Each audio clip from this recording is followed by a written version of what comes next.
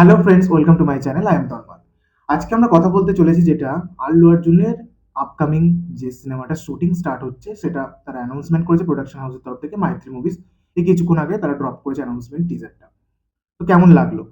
প্রথমে বলি, music, background score অসাধারণ, জাস্ট মাইন্ড ব্লোয়িং। আমার তো খুব ভালো লেগেছে পার্সোনালি। আর লোকেশ খান্না, যার সাথে আল্লু অর্জুনের কোলাবরেশন হতে চলেছে। লোকেশ খান্না মোটামুটি ভালো তার কেরিয়ারের সিনেমা বানিয়েছে, কিন্তু কুলি যে সিনেমাটা বানিয়েছিল, সিনেমাটা আমার কিন্তু ততটা ভালো লাগেনি।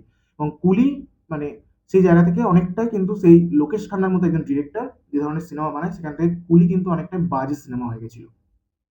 তো দেখা যাক আল্লু অর্জুনের সাথে তার কোলাবরেশনটা কেমন হয়। আমি চাইছি আল্লু অর্জুনের সাথে তার কোলাবরেশন যেন ভালো হয়, তবে কিন্তু একটা ভালো সিনেমা তারা দিতে পারবে। তবে আল্লু অর্জুন এমন একজন অ্যাক্টর, তিনি কিন্তু মানে এন্টারটেইনিং অ্যাক্টর। তিনি কিন্তু ভালো করে পুশ আপ করে দেবে যতটা একটা সিনেমার হওয়া দরকার। তো দেখা যাক আল্লু অর্জুনের সাথে লোকেশ খান্নার যে কোলাবরেশনটা সেটা কেমন হয়। ব্যাকগ্রাউন্ড স্কোরটা তো বললাম দারুণ হয়েছে। অনিরুদ্ধ ভালো করেছে, মানে জাস্ট শুনতে খুব ভালো লাগছে এবং ক্লোজ আপটা খুব সুন্দর দেওয়া হয়েছে। তো আদারওয়াইজ এটা তো জাস্ট ওই অ্যানিমেশনের মাধ্যমে করেছে, কোনো শুটিং হয়নি। শুটিং স্টার্ট হবে তারা লিখেছে যেটা এই বছর মানে 2026 থেকে স্টার্ট হতে চলেছে। তো দেখা যাক কিরকম কি স্টার্টিং মানে শুটিংটা হয়।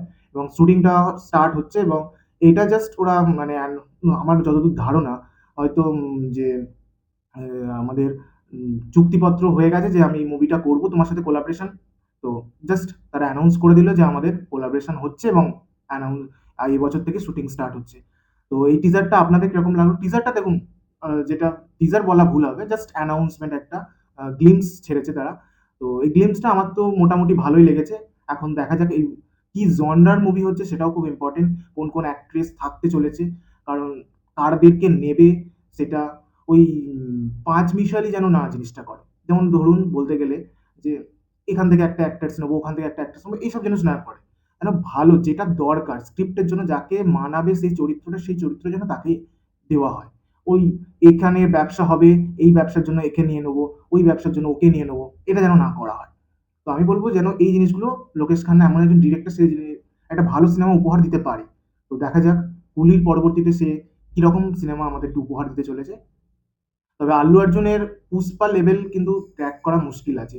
আল্লু অর্জুনও পরবর্তীতে পুষ্পা লেভেলটাকে কি ক্র্যাক করতে পারে? পুষ্পা ওয়ান আমার তো ভালো লেগেছিল, কিন্তু পুষ্পা টুটা কিন্তু আমার সেই লেভেলে লাগেনি। ওয়ান যে লেভেলে হয়েছিল, টুটা কিন্তু সেই লেভেলে হয়নি। তো দেখা যাক কি হয়।